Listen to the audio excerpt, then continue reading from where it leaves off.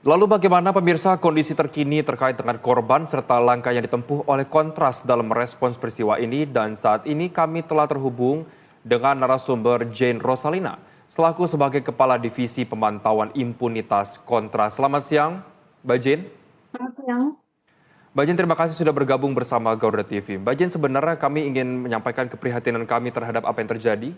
Dan juga jika misalkan kita melihat Mbak Jane, bagaimana sebenarnya kondisi terkini dari Mas Andri Yunus usai melakukan operasi, Mbak? Ya, baik. Terima kasih untuk solidaritasnya untuk masyarakat publik dan juga atensinya. Untuk saat ini kami belum dapat menyampaikan secara detail kepada publik berkaitan dengan rekam medis serta hasil penanganan yang dilakukan oleh pihak rumah sakit. Namun, sebagaimana telah disampaikan dalam siaran pers sebelumnya, hasil pemeriksaan dokter menunjukkan bahwa korban atau dalam hal ini Andri Yunus, Wakil Koordinator Kontras, mengalami luka bakar sekitar 24% akibat reaksi inflamasi dari cairan keras yang mengenai kulit dari korban. Nah, luka tersebut itu terutama pada area wajah, khususnya pada sisi kanan, termasuk pada mata bagian kanan, kemudian kedua tangannya, serta bagian dada. Nah, dari sejumlah luka tersebut yang dialami, kondisi paling serius itu terdapat pada mata kanan, dan saat ini telah mendapatkan penanganan khusus dari dokter spesialis bedah mata. Nah, mengacu pada tingkat keparahan luka, juga hari ini korban memerlukan perawatan intensif dalam kondisi yang steril agar proses pemulihan ini dapat berjalan optimal maupun proses pengobatannya dapat ditangani dengan serius. Nah, tentu kami dari Kontras menghormati sepenuhnya proses penanganan medis yang dilakukan oleh tim dokter maupun dari pihak rumah sakit.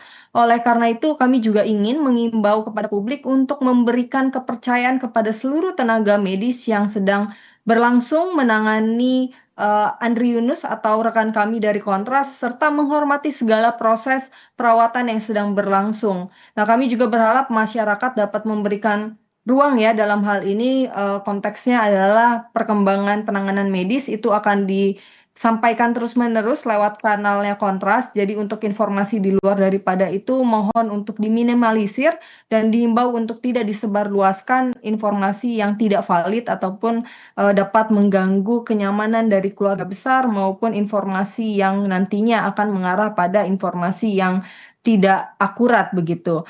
Nah, kami saat ini juga sedang fokus mendampingi keluarga dan juga korban ya. Jadi kami berharap masyarakat dapat memberikan ruang ini utamanya kepada keluarga agar dapat fokus mendampingi dan menguatkan korban selama masa pengobatan, kemudian perawatan maupun pemulihan, dan harapannya juga publik dapat mengawal proses hukum yang sedang berjalan agar kasus ini dapat segera diusut tuntas dan pelaku tidak hanya pelaku lapangan tapi juga motifnya maupun dalangnya itu dapat diproses sesuai dengan ketentuan hukum oleh aparat penegak hukum begitu. Baik, apakah ada sedikit terkait dengan pendapat dari pihak keluarga mengenai kejadian ini? Ya tentu hari ini keluarga masih mengalami kondisi yang tidak stabil ya, karena kondisi ini juga informasinya sangat mendadak dan kita semua tidak menyangka bahwa serangan yang dialami oleh rekan kami Andri Yunus itu dilakukan dalam waktu yang tidak bisa kami prediksi tentunya, dan ini adalah bentuk serangan yang menurut kami itu tindakan yang direncanakan dan terorganisir, dan tentu hari ini keluarga cukup syok dan perlu ruang untuk fokus pada penyembuhan, pengobatan, dan perawatan dari Andri Yunus begitu. Baik, sebenarnya jika misalkan kita melihat Mbak Jane terkait dengan adanya insiden seperti ini, apakah dari Kontras ini sendiri melihat insiden ini berkaitan dengan aktivitas advokasi mungkin atau kerja-kerja HAM yang selama ini dilakukan oleh Mas Andri? Ya baik, berkaitan dengan kondisi perkembangan advokasi, kemudian kronologis maupun serangan, kemarin juga sudah disampaikan ya lewat siaran pers, tapi yang pasti tentu kami mengecam adanya tindakan serangan yang menyasar pada rekan kami Andri Yunus dari Kontras, dan serangan ini menunjukkan indikasi kuat sebagai tindakan yang direncanakan dan terorganisir lagi-lagi, dan kami kecam tindakan tersebut karena pelaku menyiramkan cairan kimia yang berbahaya dan secara langsung itu menyerang pada tubuh vital dari Andri Yunus termasuk wajah hingga mengenai area saluran pernafasan, yang menunjukkan bahwa ini tindakan yang bukan sekedar kekerasan biasa tapi berpotensi untuk menghilangkan nyawa rekan kami atau korban, Andri Yunus, sehingga dalam hal ini kami memandang serangan ini bisa dikategorikan sebagai dugaan kuat percobaan pembunuhan berencana yang tentu harus diusut secara serius oleh aparat penegak hukum, maaf. Nah, serangan ini juga tidak dapat dilepaskan dari konteks kerja-kerja Andri Yunus gitu ya, sebagai pembela HAM yang saat ini sebagai wakil koordinator Kontras, yang memang secara konsisten mengungkapkan penyalahgunaan kekuasaan, pelanggaran HAM, mendampingi para korban berkaitan dengan kerja-kerja advokasi Kontras maupun kondisi penyempitan ruang sipil di Indonesia. Nah, dalam beberapa hari ini juga kita melihat bahwa proses ini sedang berlangsung.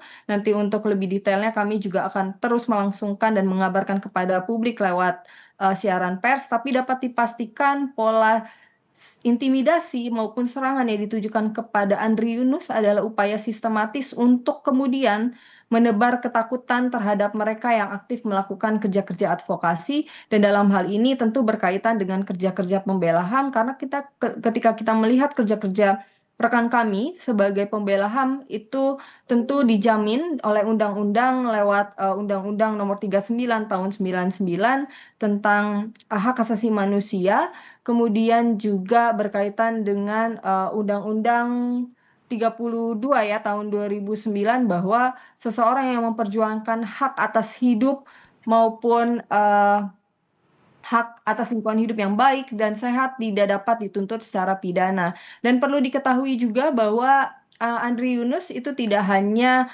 sebagai pembela HAM, tapi hari ini Andri juga berprofesi sebagai pengacara publik di Kontras dan tergabung dalam organisasi advokat, sehingga seharusnya ini juga dapat dikategorikan sebagai serangan yang ditujukan kepada advokat gitu ya.